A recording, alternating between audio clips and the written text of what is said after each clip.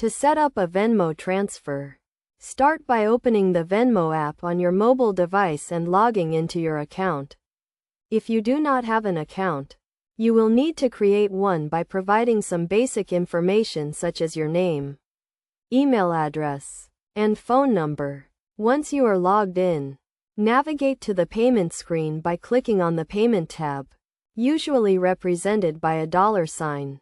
From here, you can enter the recipient's username, phone number, or email address to initiate the transfer.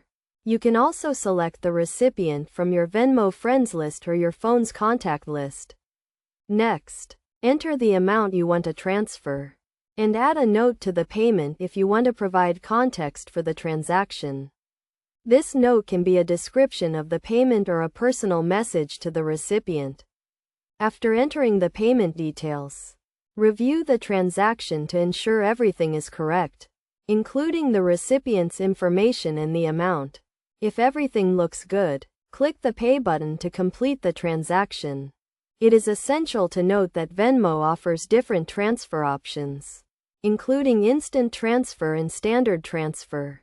Instant transfer allows you to transfer funds immediately to the recipient's debit card or bank account for a small fee, while standard transfer takes 1 to 3 business days and is free.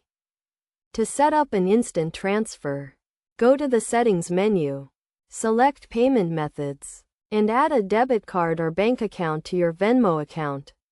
You will then be able to select this payment method when initiating a transfer. Best practices for setting up a Venmo transfer include double-checking the recipient's information to avoid sending money to the wrong person, keeping your Venmo account and payment information up to date, and being cautious when receiving payments from unknown senders. By following these steps and best practices, you can easily set up a Venmo transfer and take advantage of the convenience and security that the service offers.